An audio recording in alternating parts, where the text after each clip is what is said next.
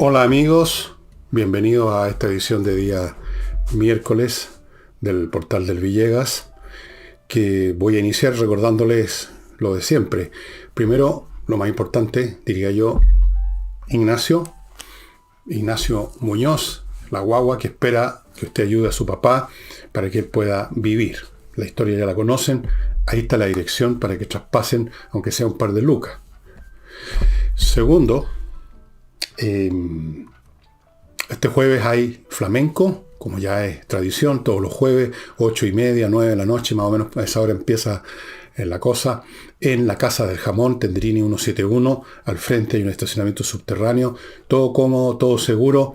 Vaya reservando mesas, cada día se reservan antes y antes y antes, porque el espectáculo se ha ido haciendo, digamos, más conocido, y hay más y más gente que quiere verlo, escucharlo, comer, picar, pasarlo bien, así que vaya reservando una mesa.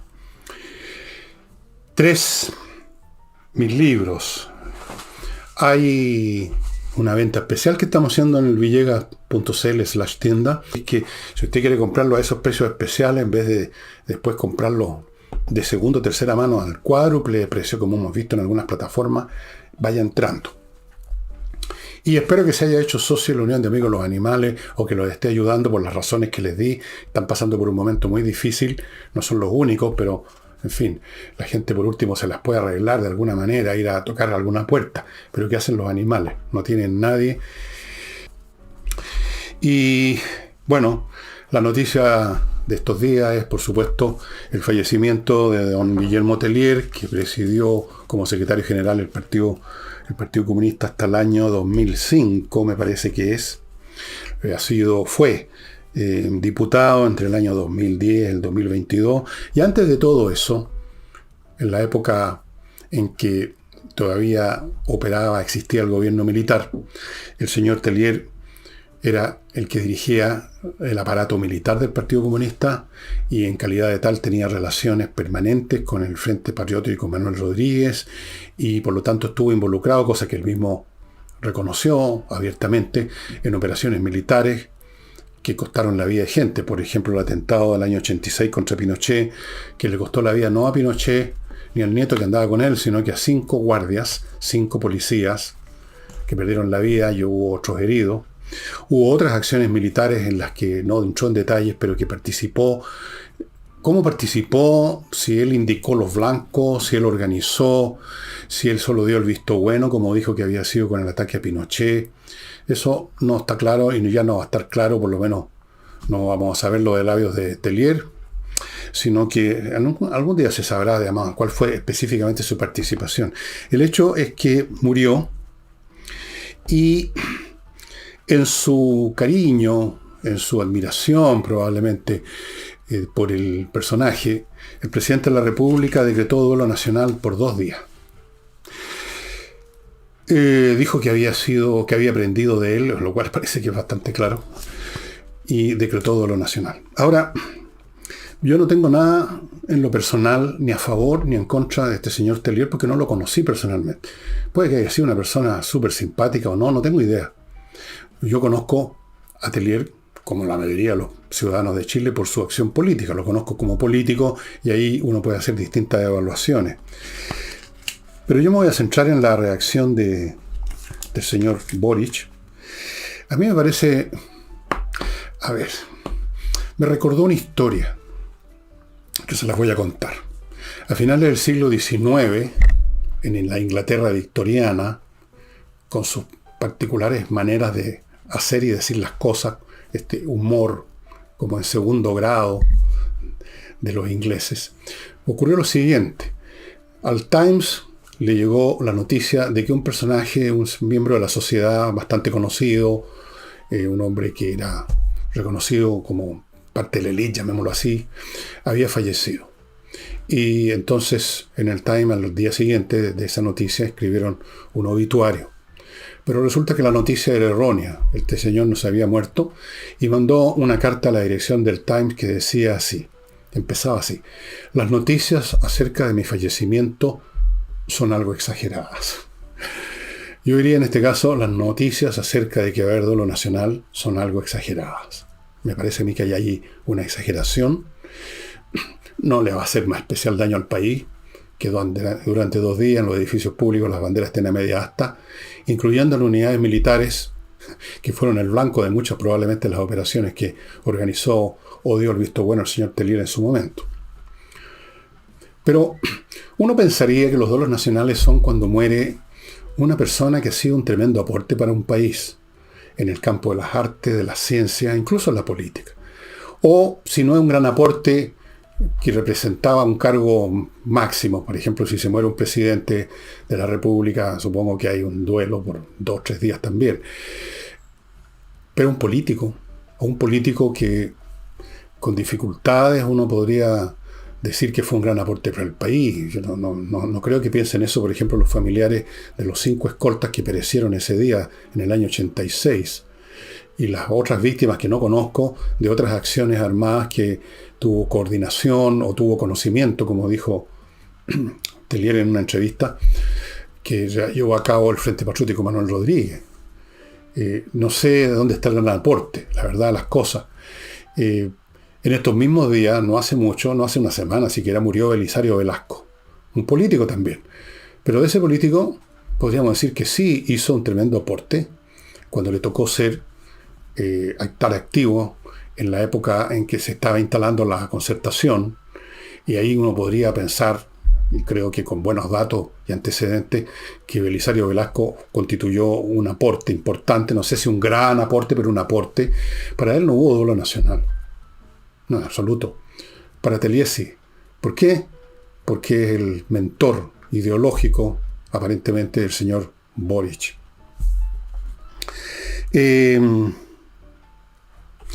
La oposición, Renovación Nacional, por lo menos que yo sepa, probablemente creo que los republicanos también, se manifestaron molestos por esta situación de que se decrete duelo nacional por una persona como Guillermo Tellier.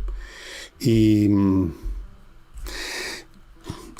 bueno, la cosa no tiene importancia desde el punto de vista de consecuencias porque haya o no haya duelo. Si tiene consecuencias la muerte de Guillermo Tellier por razones políticas que tengan que ver con la dinámica del Partido Comunista, puede ser, pero consecuencias porque haya o no haya días de duelo, ninguna.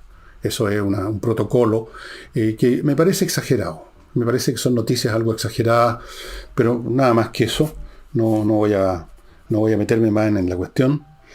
Ni siquiera voy a evaluar a Tellier como político. Él era comunista. Eso significa que era miembro de una secta religiosa política que tiene una determinada concepción del mundo, determinadas maneras de definir lo que es democracia, lo que es libertad, lo que es el hombre nuevo, que por supuesto son exactamente las opuestas a las mías. Y entiendo que, como lo he dicho aquí en infinidad de oportunidades, una persona que está imbuida de un ideal, de un ideario, de una agenda o religiosa o política que considera la verdad y nada más que la verdad, está dispuesto a los vistos buenos, a la organización de atentados, porque considera que es necesario políticamente. Punto.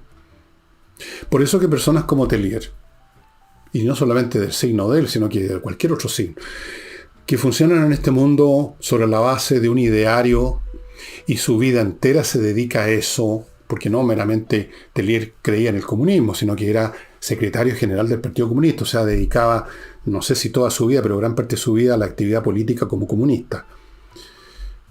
Esas personas, independientemente como sean como individuos, son las que traen al mundo la mayor cantidad de desastres, de ruina, de muerte, porque precisamente convencidos como están de que tal o cual cosa se tiene que llevar a cabo. Y como inevitablemente, puesto que nos movemos en un mundo en que interactuamos con otros seres humanos, no estamos solo en una isla como Robinson Crusoe, inevitablemente si uno tiene una idea absoluta que lo abarca todo, inevitablemente se va a tropezar con obstáculos en el prójimo, se va a tropezar con adversarios, incluso con enemigos. Y entonces, si usted tiene una idea absoluta acerca de que tales o cuales principios sociales, políticos, religiosos tienen un valor inconmensurable, usted va a ser llevado, o puede ser llevado, a la situación de aniquilar al adversario. Puede ser de un tiro, puede ser cancelándolo, arruinándole su vida personal, social y todo lo demás, como intentaron hacer conmigo, con las famosas acusaciones que me hicieron. A otros realmente los reventaron, o los pueden reventar el día de mañana, les pueden hacer la vida imposible, aunque no les disparen. Y aunque incluso personalmente por un momento tengan algún remordimiento de lo que están haciendo y lo sientan desde el punto de vista humano, van a seguir adelante propulsados por la fuerza de su idea, por su convicción. Entonces, el enrabiado común y corriente que patea al perro, que patea una piedra, que le pega a la señora o al hijo, no hace mayor daño que ese, es grave, pero la persona que sin tantos espasmos de rabia ni de ira, sino que por una convicción ideológica de cualquier clase, está en este mundo y quiere materializar esa idea, esos son los que con o sin rabia llevan a cabo las acciones que muchas veces terminan con muertes, con ruinas. Así es. Un ejemplo actual de eso, por ejemplo, en el mundo es Putin. Yo creo que Putin no es necesariamente, o puede haberlo sido porque fue funcionario de los servicios policiales de la Unión Soviética, la KGB, pero tal vez no haya sido nunca un tipo especialmente sanguinario, un Aníbal Lecter, alguien que mata gente y se las come. Pero tenía una idea fija respecto a que Rusia tenía que volver a ser lo que había sido el gran imperio soviético, una gran potencia. Se sintió además que lo estaba atacando la OTAN, y en función de esa idea, y no por querer matar gente, probablemente, inició una guerra que sí significaba la pérdida de, más o menos, yo calculo, se está acercando a las 500.000 víctimas entre ucranianos y rusos, sumando los dos lados. Yo no creo tampoco que Tellier, por el hecho de haber estado involucrado en acciones militares, haya sido especialmente malo, como dicen algunas personas, un tipo sanguinario, un tipo cruel. No creo. Pero estaba imbuido de una concepción en función de la cual había que combatir con fuerza letal al régimen de Pinochet, cosa que no llevó a ninguna parte, como nunca llevan estas acciones, ya sea terroristas, emboscadas. Nunca ha ocurrido en la historia política del mundo que ese tipo de acciones lleven a un resultado de ninguna clase, salvo el resultado de que se derrama sangre, y a veces el resultado contrario a lo que se buscaba. Desde luego, el atentado contra Pinochet no significó la caída del régimen de Pinochet.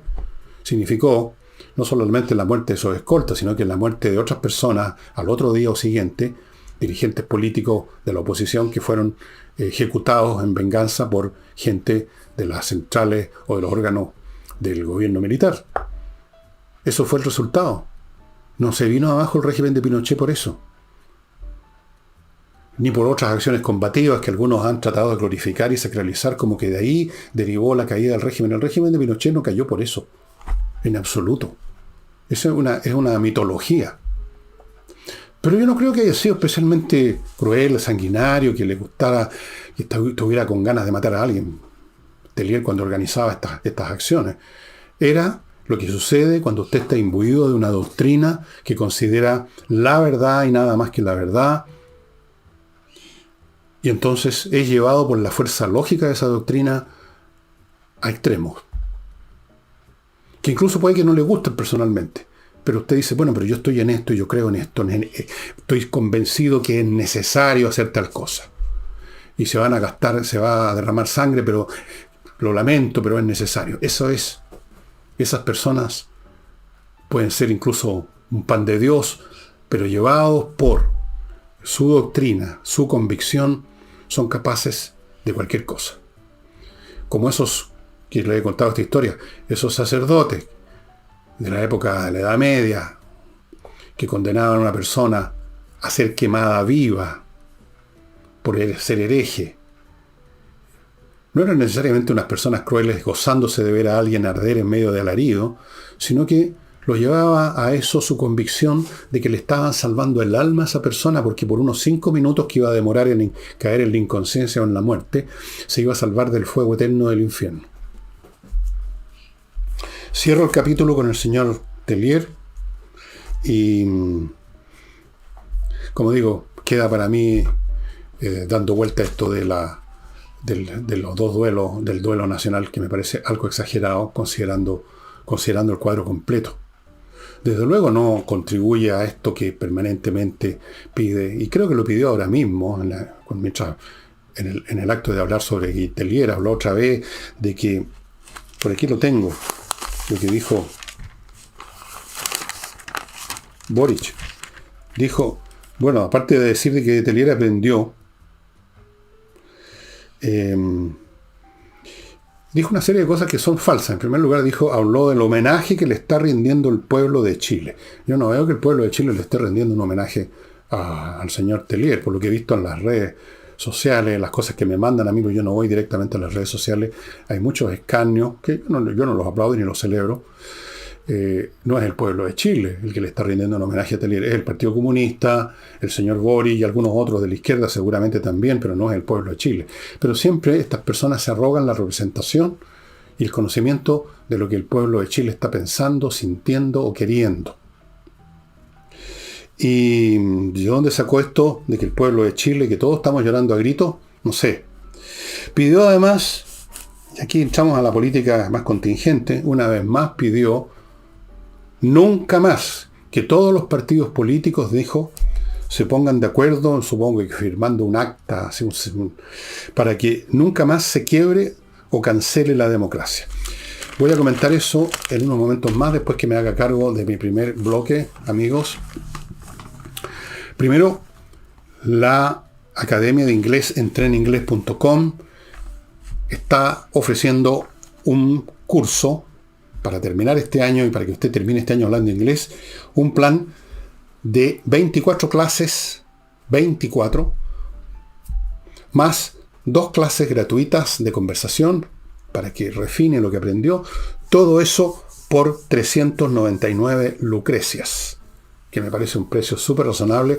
Son 24 más 2, 26 sesiones, 390, pongámosle que sean 400, divida, haga la división y va a ver que cada sesión cuesta menos de 20 lucas, más cerca de las 15. Muy accesible, muy razonable el precio. Va a aprender inglés de una vez por todas, cosa fundamental. Continúo con Torch. Ahora otra vez les muestro, una linterna. Esta es una de las que yo más uso en mi casa. Esta tiene montones de gracias, ¿no? Uno la puede tomar así, uno la puede colgar de este gancho. Tiene también una tremenda potencia lumínica, como ustedes pueden darse cuenta, que uno la puede graduar. Tiene un montón de cosas, puede dar, en un momento dado, puede funcionar para generar esto, una señal de alarma. Es decir, las tiene todas, amigos míos, esta lámpara. Torch. Se cargan enchufándola al computador, a la corriente, resisten golpes, resisten el agua, son de una potencia, como ustedes vieron, salvaje. Esto es lo que hay que tener en la casa para cualquier contingencia y dentro del auto también. Bueno, vamos ahora, solamente en Torch la adquiere, entre paréntesis, tiene que entrar al sitio de ellos. Continúo con Fastmark, este servicio de freight forwarder, que algunos llaman de carga, bueno, llamémoslo transporte internacional de carga, para que quede claro que ellos desde Estados Unidos traen a Chile lo que su empresa o usted como persona necesite, ya sea en un barco, unos containers con material para su empresa o una cajita de este porte con el anillo compromiso que le dará a su novia. Lo que sea, se lo van a traer en las mejores condiciones, empresa chilena, al tanto lo que necesitamos los chilenos, y buena idea apoyar una empresa chilena que además lo hace súper bien. Fastmark, estimados amigos. Y termino el bloque con Oxinova, este producto que les he mostrado no sé cuántas cientos de veces, que es fantástico para terminar con los malos olores de la manera más científica posible. No echando ácido y soda cáustica y otras cosas que lo único que hacen es destruir las cañerías, sino que echando el caldo que se forma mezclando esto con un poco de agua, 1 litro más o menos, que hay un polvito, se genera una colonia de bacterias aeróbicas y usted lo vierte en los lugares del mal olor y se acabó el mal olor, porque destruyen las bacterias que producen el mal olor. El mal olor no se produce solo, lo producen las bacterias de la descomposición. Al atacar esas bacterias no hay mal olor. Santo remedio. Bueno, como les decía, el señor Boric dijo que pedía que todos nos pusiéramos de acuerdo, que firmáramos un acta, supongo un juramento, a lo mejor era una notaría en una de esas, todos los partidos. Me parece muy ingenuo, no sé, voy a usar esa expresión que es más suave, porque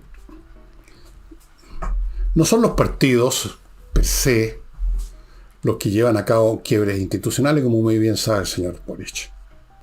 Tampoco son los partidos per se los que crean las condiciones que pueden llevar a los quebrantamientos de la democracia. No. Y esas condiciones no se exorcizan firmando un papel que diga nunca más. Eso es absurdo.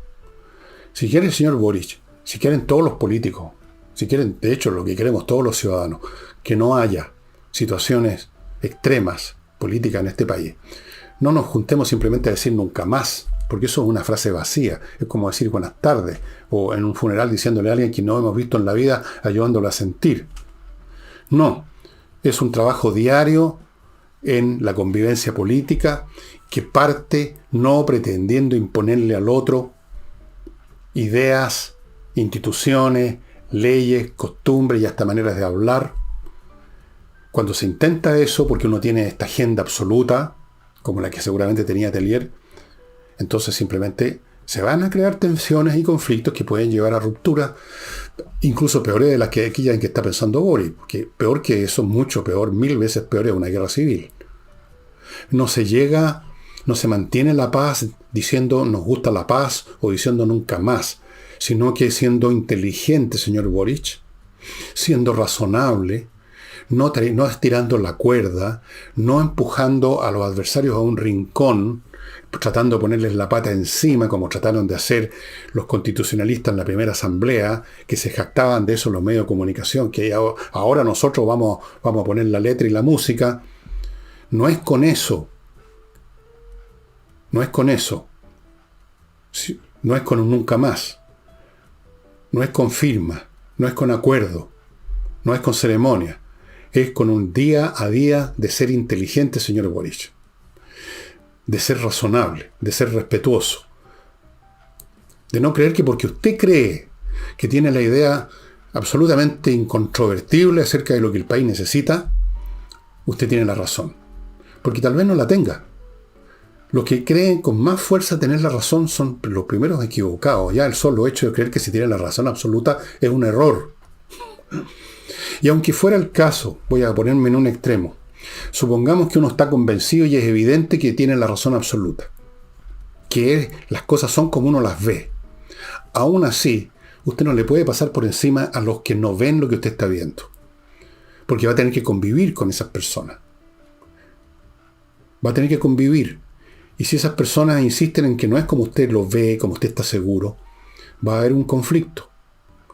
Si usted quiere eso, una especie de pequeña tragedia de vivir en sociedad, el hecho de que hay que ceder incluso ante posiciones completamente equivocadas. De hecho, todo el tiempo uno en la vida está haciendo eso con los demás, para mantener una cosa que es más básica que la idea que uno tiene de lo que nos rodea.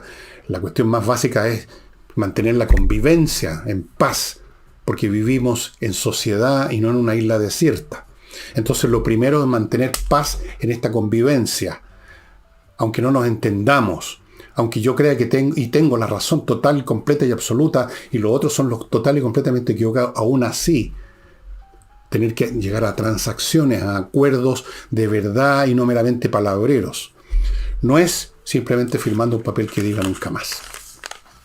Pero en fin, eso es yo no sé si se la cree Boric esto del nunca más, o es una argucia política de poco valor, de bajo nivel, no sé. No puedo ponerme en la cabeza no quiero ponerme en la cabeza de Boric, por favor. Vamos ahora a otra cosa. El paro de los profesores teóricamente continúa. El único problema es que en realidad no ha habido propiamente tal un paro de los profesores. Problema que es no para los alumnos, no para los papás, no para los colegios, un problema para el colegio de profesores. Ha habido una gran disidencia que se ha expresado en que muchos profesores, no solo profesores aislados, sino que agrupaciones de profesores de ciertas zonas, estoy pensando en Huasco, por ejemplo, que vi la noticia, pero en muchas otras partes, no están con el paro fueron a clase, no obedecieron el mandato del colegio de profesores y por lo tanto fue un fracaso. Porque un paro de este tipo en que no va por lo menos el 80 o 90% es un fracaso. Si va a la mitad, y probablemente esa mitad algunos a regañadientes, sintiendo un poco de miedo de desobedecer o de que lo miren mal los compañeros que están decididos, eso no es un paro exitoso, eso es un fracaso. Y por lo tanto, estoy convencido que en la próxima consulta que haga el colegio del profesorado, presentando las ofertas mejoradas del gobierno, va a desecharse el paro. Eso estoy convencido. Estoy convencido también de lo que he dicho otras veces, que con o sin paro la educación chilena igual está liquidada. No sacamos nada con que no haya paro, porque con o sin paro ya en este país la educación pública se murió. Se murió. Cuando uno ve lo que pasó con los mejores colegios públicos, como era uno de ellos el Instituto Nacional,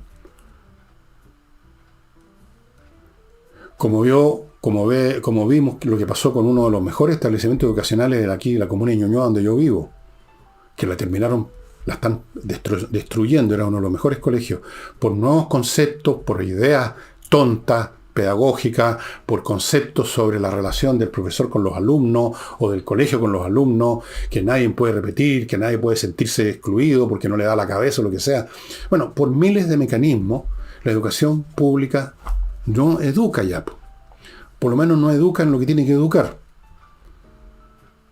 Yo creo que ya no hace mucha diferencia que se consiga que los profesores no vayan a paro. No veo mucha diferencia, la verdad. Aquí se requiere realmente entrar a picar, pero muy a fondo. Y eso no lo va a hacer este gobierno, porque el personal de este gobierno, el ideario de este gobierno, los conceptos que tienen en este caso, en el tema educacional, no funcionan, son disfuncionales, son equivocados, son erróneos.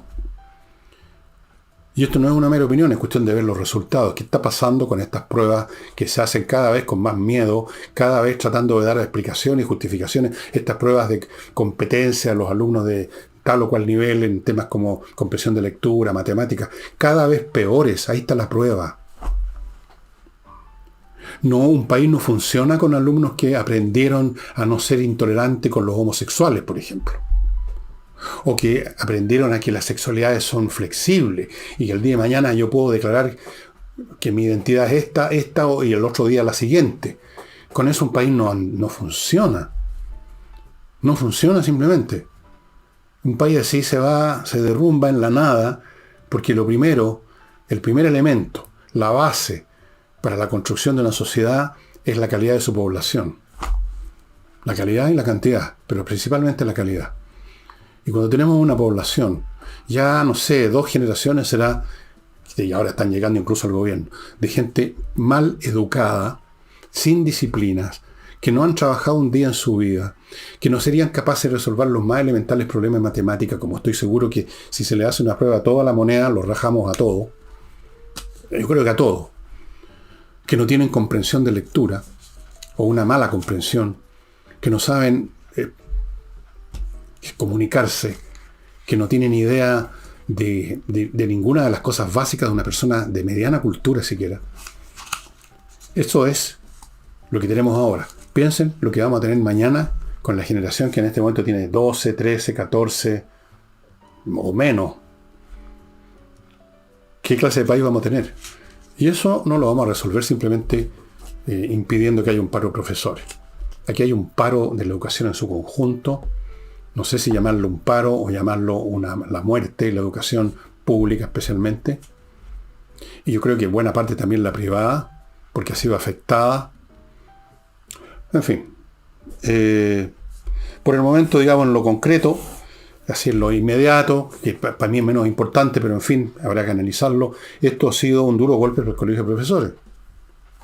El colegio de profesores se encontró con que sus bases no lo siguen en la proporción que debieran. Y esto ocurre por muchas razones, pero voy a nombrar solo 2. Una, porque hay muchos profesores que ya no tienen interés en seguir las órdenes de un colegio profesional completamente politizado, que de gremial no tiene nada, que obedece las órdenes, las instrucciones de partidos de izquierda. En algunos casos, notoriamente el Partido Comunista, ahora no sé quiénes son, el señor Díaz, creo que el presidente, yo no sé cuál es su militancia, pero durante largo tiempo el Colegio de Profesores ha sido el brazo armado del Partido Comunista en la educación. Se ha politizado de una manera o de otra, con el partido o por el partido que sea. Ese es un factor. Y el otro es que el profesorado ya no es como antes, un cuerpo homogéneo de gente que más o menos se había educado en las mismas partes, por ejemplo en el pedagógico, que educaban básicamente en las escuelas públicas, que eran más o menos similares, eran bastante coherentes, era un cuerpo más o menos coherente, institucional, y ese profesorado entonces era como un individuo unitario. Ahora no. El profesorado ha variado muchísimo, porque ha variado muchísimo los establecimientos educacionales. Ahora hay colegios municipalizados, colegios subvencionados, los colegios públicos tradicionales, los colegios emblemáticos, las escuelas privadas, los institutos técnicos, y así sucesivamente. La educación es mucho más compleja. El alumnado es muy distinto. El profesorado también se ha educado de manera muy diferente, los que se han educado. Y por lo tanto, es un cuerpo heterogéneo. Ya no es el profesor chileno típico que yo conocí de cabro, el profesor de matemática, el profesor de castellano, tenían muchos factores en común, eran maestros, eran un tipo de personalidades bastante uniformes, en cierto sentido, en buena. Ahora no. Entonces, el colegio de profesores no tiene un ejército que pueda manduquear como se le dé la real gana, y por eso que yo creo que, como ocurre con otros colegios profesionales, el colegio de profesores ha salido muy perjudicado, va a salir muy perjudicado de esto. Todavía son ellos los que son recibidos por los ministros, pero ya ven lo que pasa. Un paro llamado, donde casi la mitad dice que no, y se opone abiertamente, y hacen clases, como está ocurriendo. Es un colegio de profesores entonces que ha perdido sostén, que no tiene piernas ya. Continúo, amigos, con otros servicios y productos que son ahora o mañana de utilidad para usted, que no hay ninguna cosa que no publicito, cosas que no sean importantes para todos nosotros, incluyéndome a mí. Seguridad y acceso, por ejemplo. El tema de la seguridad nos preocupa a todos, y por lo tanto el servicio que ofrece seguridad y accesos debiera preocuparnos a todos, debiera interesarnos a todos. Yo creo que así ocurre. Esta es una empresa que ofrece el sistema de control de acceso más adelantado que hay en este momento en Chile, con sensores, con cámaras y un montón de cosas, para que la puerta de acceso a su edificio o condominio no sea violada por los delincuentes. Esa es la única línea defensiva que tiene un edificio y un condominio, la entrada. Una vez que los delincuentes entran, alguien la va a pasar muy mal. Por lo tanto, póngase en contacto ahora si usted tiene que ver con el comité de administración o con los arrendatarios, los dueños que se reúnen. Póngase ya en contacto con seguridad y accesos. Continúo con miclimo.com, que está, entiendo, en estos días ofreciendo cosas muy interesantes por ser, ya me decía un ejecutivo, para premiar a la gente que pasó agosto, a los viejos de mierda como yo, que pasé agosto. Bueno, todavía me puedo morir mañana. Hay interesantes ofertas que no se las puedo detallar, pero están en miclimo.com, y no olvide que se viene un verano muy jodido. Hoy día mismo, miren, porque estoy sin nada y no tengo prendido ninguna cosa, porque hoy día uno sale a la calle y cree que está en verano. Bueno, imagínense cómo va a venir el verano. miclimo.com. Continúo con kmmillas.cl, el lugar donde usted puede vender sus millas acumuladas por sus vuelos a buen precio, antes que las empresas se las borren, que eso es lo que pasa. No se crea que usted puede conservar sus millas acumuladas hasta ahora todo el tiempo que quiera, hasta cuando las vaya a ocupar. Eso no ocurre. Son borradas en cualquier momento. Si no las va a usar pronto, véndalas en kmmillas.cl. Y termino este bloque con Villa Flores, la florería que ofrece, estimados amigos, 400 arreglos florales como mínimo, y otros servicios que usted puede averiguar con ellos. 400 arreglos florales con flores incluso que no sabía que existían, preciosos, para que usted coja aquel que le parece más conveniente para ese evento en que va a llevar un arreglo floral, o para su casa, por último. Villa Flores, 15% de descuento para los seguidores de este canal. Bueno, dejemos a los profesores. Ellos supongo que están haciendo más o menos las mismas consideraciones. Si no, está a la vista que un colegio,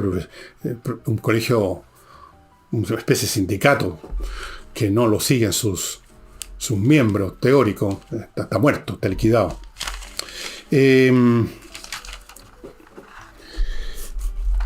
señor Elizalde, que nunca cesa, cada vez que abre su bocota, de divertirnos con sus graciosas salidas,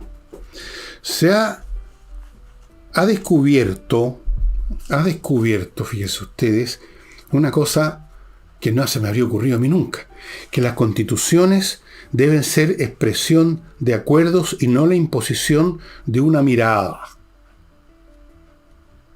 Parece que se le olvidó el tenor de la izquierda hace ¿cuánto tiempo atrás? ¿Un año y medio?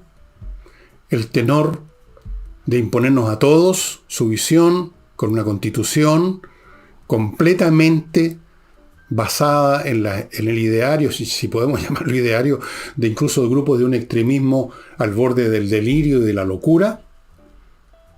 Esa mirada, yo no recuerdo que Elizalde haya manifestado una diferencia, que se haya opuesto a esa mirada y que haya dicho, momentito, se supone que estamos aquí para construir la casa de Chile, que la constitución no es para que cada grupo imponga su gustito al resto de la población. No, recuerdo haber escuchado a Elizalde diciendo eso. A nadie de la izquierda. Y si acaso lo pensaban, no lo hacían público, por lo tanto no tenía ningún valor político. Así que descubrió esto. ¿Y por qué no le gusta la imposición de ninguna mirada? Porque no es la mirada de ellos, pues. Si fuera la mirada de ellos, el señor Elizalde no estaría diciendo esto. Estaría diciendo otra cosa. Estaría probablemente habría sacado del estante donde tienen las frases hechas, habría sacado esa que dice, y ahora tenemos una constitución no pinochetista, originada en la voluntad popular. No es que ellos siempre se rogan al pueblo, así como Boris dijo que todo el pueblo de Chile está homenajeando a Atelier. Bueno, eso es lo que habría dicho Elizalde, que se había al fin reparado esta distorsión, esta aberración histórica de la constitución pinochetista. Teníamos una constitución popular, por mandato popular.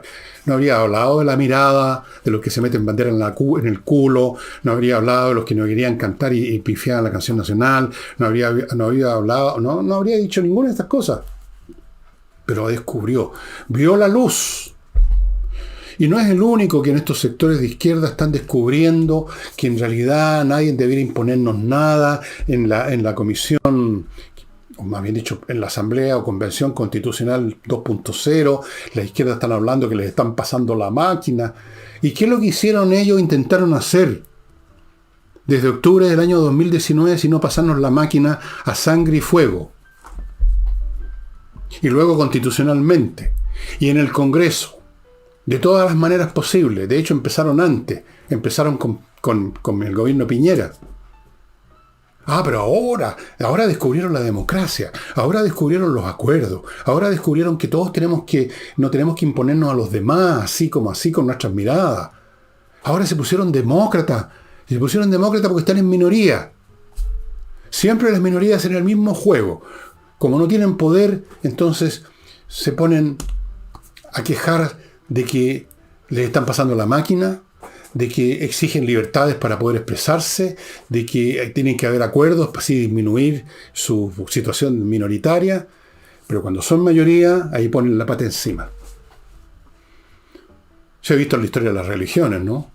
Que en un momento dado, cuando son minoría, piden que les den libertad de culto, por favor. Cuando llegan a ser mayoría y sobre todo llegan al poder, entonces pisotean a todos los demás y queman en la pira, a los disidentes, a los herejes. ¿Se ha visto? Es la naturaleza humana. Vamos ahora al señor Monsalve, subsecretario del Interior, quien, en vista de lo que está pasando en la Macrozona Sur, reconoció que podía ser un aumento de los atentados incendiarios. Y luego dijo una frase que yo no la noté textual casi, pero en gran parte sí. Una frase digna de Ripley. Dijo, como todos saben, una vez más se arroga un conocimiento de lo que todos sabemos o no sabemos, lo que todos queremos o no queremos. Como todos saben, dijo, Desplegamos, el gobierno, desplegamos un conjunto de capacidades para proteger la seguridad de las regiones, para luchar, tremenda lucha, en contra de la violencia e identificar y detener a los responsables. Vamos viendo por parte. ¿De qué capacidades está hablando si precisamente el mismo está en la frase anterior reconociendo que han aumentado los atentados? ¿Y cuáles capacidades son esas que permiten en aumento los atentados? Exijo una explicación, señor Monsalve. Para proteger la seguridad de las regiones. O sea, ponerse en una postura de protección. O sea, en una postura pasiva, como el carabinero que está de punto. En vez de ir a buscar a los culpables que llevan a cabo estos actos. O sea, aquí está implícito, indirectamente, el concepto reactivo del despliegue. Poner gente ahí en una zona para que ahí, quizás, en una de esas, los terroristas no hacen nada, pero sí en la zona del lado.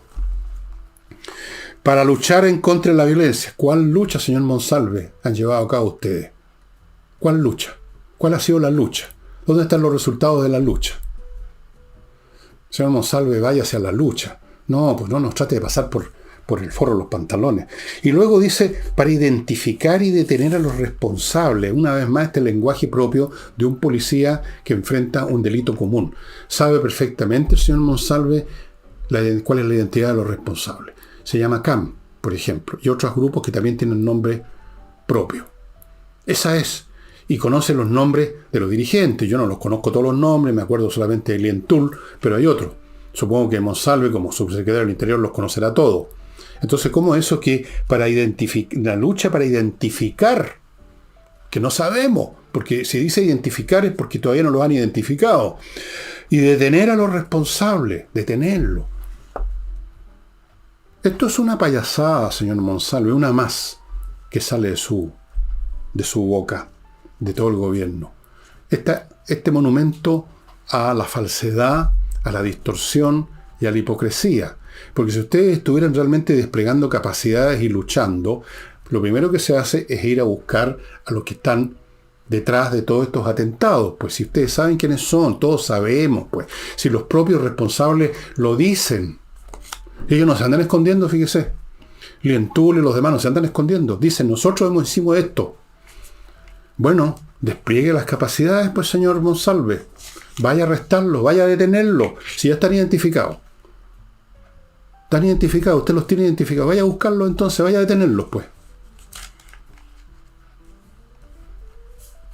Grosero. Hay otro tema que muestra, además, ahora por otro lado, cómo este gobierno se va cayendo a pedazos porque no hay cosa que le funcione ya. Y es en relación a las discusiones y las votaciones que ha habido en la Cámara por el tema de las usurpaciones, que es un fenómeno que ha ido creciendo. O sea, llega gente y simplemente se mete en su casa, ya sea que usted esté ahí o que no esté, se apoderan de su casa, se apoderan de su terreno, se lo usurpan. Y esto se ha ido multiplicando. Ustedes recordarán que hubo un señor de Viña que le usurparon, le ocuparon un terreno, lo llevó esto a la policía, a la justicia, y el resultado fue que el que organizó la usurpación contrató a un sicario para que lo matara y lo mataron. Afortunadamente, tanto el sicario como el contratista, llamémoslo así, el contratista del sicario, fueron detenidos, procesados y están en la cárcel, pagando condena. Entonces, la usurpación ha aumentado porque ha caído la presencia de la ley, de la policía, porque tenemos un gobierno que casi ellos tiene una relación de cierta complicidad ideológica con estas cosas. Para ellos no son robos o usurpaciones, son, para muchos de ellos, no todos, para ellos son recuperaciones, restituciones, expropiación de los expropiadores. Esa es la cosa que anda girando en la mente, en los pequeños cerebros de todas estas personas. Entonces resulta que hay una ley muy antigua que era muy débil y se está reformando, y todos los puntos que presentó el gobierno fueron rechazados. Todos los puntos tendían, no todos, pero casi todos los puntos tendían a suavizar las cosas. Por ejemplo, si llegan a usurpar su terreno no una persona, sino que 10, y dicen que es un campamento, no se podía hacer nada, porque un campamento es un fenómeno social, político, no se puede llegar y actuar. Y habían otros puntos que fueron rechazados y, en cambio, se aprobó el texto que fue sugerido por la Comisión de Seguridad Ciudadana. Ese fue aprobado con 99 votos a favor y la votación en contra, por supuesto, del Partido Comunista y de su división infantil, el Frente Amplio. Uno de los artículos que más enroncha especialmente a la señora Tobá, que fue a darle clase a los congresales de civilización, porque esto no es civilizado, esto es el tema de la autotutela. O sea, que se votó favorablemente, me parece, que la gente tiene derecho por su cuenta a tomar las medidas necesarias para recuperar lo suyo si la policía no está actuando en el momento debido. Entonces eso para la señora Tobá es llevar las cosas a un nivel de no civilización, que eso es la guerra de todos contra todos. Bueno, puede ser, pero ese es el resultado de la inoperancia del gobierno, de la policía. Si la policía actúa, entonces, por supuesto que la gente no necesita actuar por su cuenta y juntar unos amigos y agarrar unos palos, ir a sacar a palos a los que ocuparon su casa, por supuesto. Si a usted le roban su casa o su terreno y la policía arrastra las patas y el gobierno arrastra las patas y no se toman nunca las decisiones por mucho que existan las leyes, bueno, me parece que es entendible que la persona se organice, ya que le ocuparon las cosas a la fuerza, recuperarlas a la fuerza. Y es una situación que a mí no me gusta, que a nadie le gusta, porque eso es verdad, significa volver a la ley de la selva. Pero se está volviendo a la selva no por la mala voluntad de las personas que pretenden restituir lo que es suyo, haciendo uso de la misma fuerza con que les quitaron lo suyo, sino que es culpa de que el Estado no está cumpliendo su misión, que es precisamente hacer cumplir la ley. Habló de que el Estado tiene que tener el monopolio de la fuerza, dijo la señora Tobá. Sí, pero para usarla. No sacamos nada con que estén en lo vemos con el caso de los carabineros, cuando son atacados y no pueden ni siquiera, digamos, llevar la mano a la cartuchera. ¿Qué sacamos con que tienen el monopolio de poder andar en las calles con una pistola si no la pueden usar? ¿Qué sacamos con que el Estado tenga el monopolio teórico del uso de la fuerza si no la usa? Y por lo tanto, en la práctica, la fuerza que se impone es la de los usurpadores. No se ha visto una voluntad en ningún caso hasta ahora del Estado, incluyendo las autoridades locales, para restituir aquello que ha sido usurpado. Y por eso, que es otro de los factores que yo lo habré mencionado en más de algún programa, que puede llevar a este país a un enfrentamiento civil. Y es cuando la gente empieza a ver que el Estado no responde, y entonces empieza lentamente, porque nadie quiere, porque nadie está preparado para eso, pero lentamente, forzado por las circunstancias, la gente empieza a decir, bueno, organicémonos nosotros. Y en el sur, en la macrozona sur, sé que ya hay principios de eso, de autodefensa, de zonas de fondo y cosas así. Está eso, no sé en qué grado se ha desarrollado, pero ha sido porque el Estado no ha respondido, porque el Estado sigue, hablando como el señor Monsable, hablando de que vamos a identificar y detener a los responsables, sabiendo quiénes son los responsables, estando perfectamente identificados y no haciendo nada, salvo jugando este juego de poner más o menos carabineros, más o menos carros policiales en una actitud defensiva como palitroque. Entonces, señora Tobá, no hable de la civilización si ustedes son los primeros culpables de que el país esté cayendo en un estado de guerra de todos contra todos, como ya lo viven en el sur de Chile, señora Tobá. Y entre paréntesis, ¿cuándo devuelven la plata de la Municipalidad de Santiago? Bueno,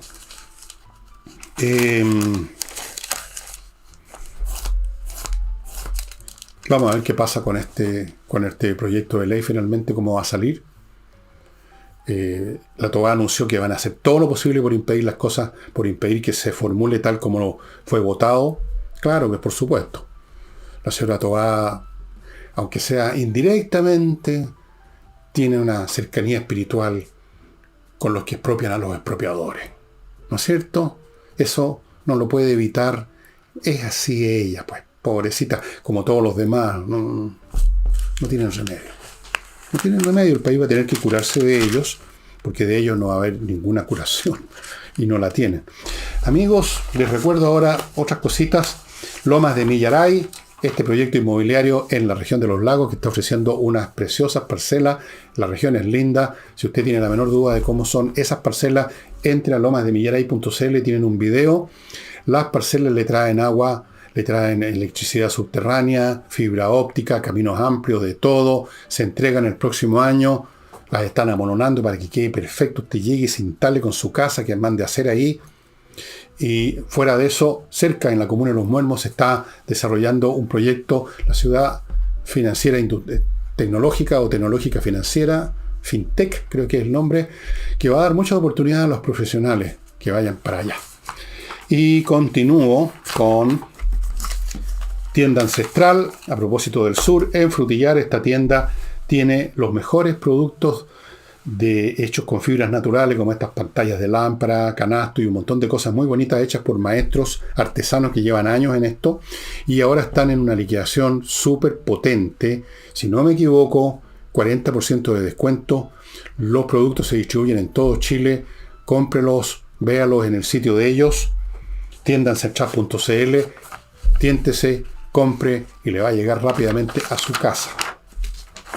Sigo con Learning Group, que ya el 30, o sea, hoy para ustedes, mañana para mí, empieza su curso para cómo invertir rentablemente en el remate de propiedades. No es llegar y llevar, de tentarse y rematar algo que después resulta que usted no estudió bien la situación, la locación de la propiedad, el barrio en que está, los planes que hay de desarrollo urbano ahí o no, y usted llega y se compra y se mete en un cacho. Entonces hay que saber hacerlo, y ese es el curso que están dando ahora en The Learning Group.